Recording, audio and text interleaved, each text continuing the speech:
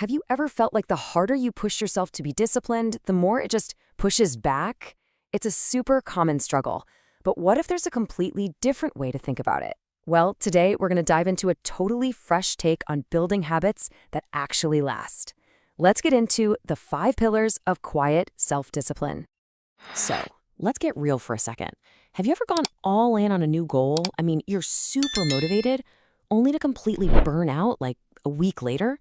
Or maybe you rely on guilt and sheer force of will to get things done. If any of that is ringing a bell, you might be stuck in a cycle of what we could call loud discipline. And this really shows you the two different worlds we're talking about. On one side, you've got that loud discipline, right? It's that all or nothing mindset that runs on force, and yeah, it almost always leads to burnout. But on the other side, you've got quiet discipline. This is a totally different approach.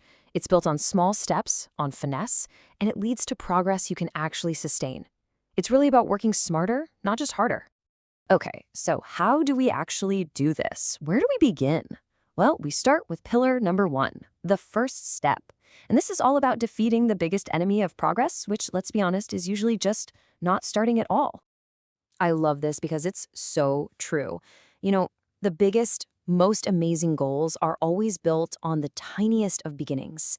We get so paralyzed by how huge a task seems, but the real secret, like it says here, is to just forget all that and focus on one thing, that very first super small action. And that idea boils down to a really simple, powerful tool, the 2-minute rule. Here's how it works. You pick a goal, whatever it is, and then you shrink it down until it's an action that's almost impossible not to do. Something that takes just 2 minutes. So, you want to read more. Don't worry about a chapter, just read 1 page. You want to start exercising? Forget the hour-long workout, just put on your workout clothes. See, the rule isn't about the result. It's all about making the act of just showing up feel completely effortless. Okay, so we've started. That's huge. But here's where things get interesting. Just as important as knowing how to start is knowing when to stop. This brings us to our second, and honestly, probably the most counterintuitive pillar of them all, the art of stopping. Now, this is such a crucial point. Discipline is a long game, It's not a sprint where you just run until you collapse.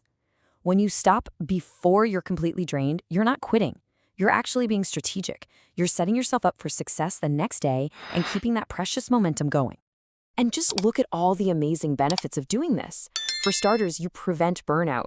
You keep your daily momentum alive. You make it way easier to start again tomorrow because you didn't end on a painful, exhausting note. But maybe most importantly, you start to build real trust in yourself. You prove day after day that you can be consistent, and you get to end each day feeling successful, not totally wiped out.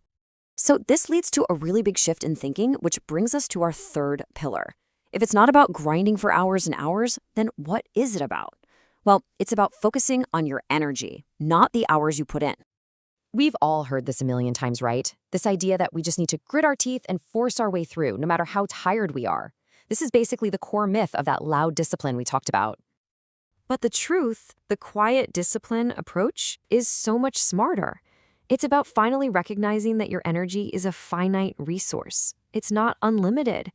The goal isn't to push through when you're running on empty, but to work with your natural energy cycles and make it as easy as possible to start your tasks. And just look at this comparison right here. It says it all. One single focused hour when you're feeling sharp and energized can produce way more than 3 grueling, miserable hours when you're tired and distracted. So the takeaway here is crystal clear. Find out when your peak energy window is and then protect it like it's gold. So, if we aren't going to rely on willpower because we know it comes and goes, what do we rely on instead? Well, that is the powerful idea behind our 4th pillar, building systems that work for you instead of just banking on willpower. Oh man, this quote is a total game changer. Think about it. Your goals are the destination, sure, but your systems, that's the car that gets you there reliably every single day, especially on the days your willpower just isn't there. A good system makes the right choice the easy choice. So how do you actually build one of these systems? It's pretty simple. First, you identify a task you do over and over. Then you design a super simple routine around it to make it easier. Like laying out your gym clothes the night before. And by doing that, you automate the decision. You're no longer waking up and asking, should I work out today? Instead, the system just takes over.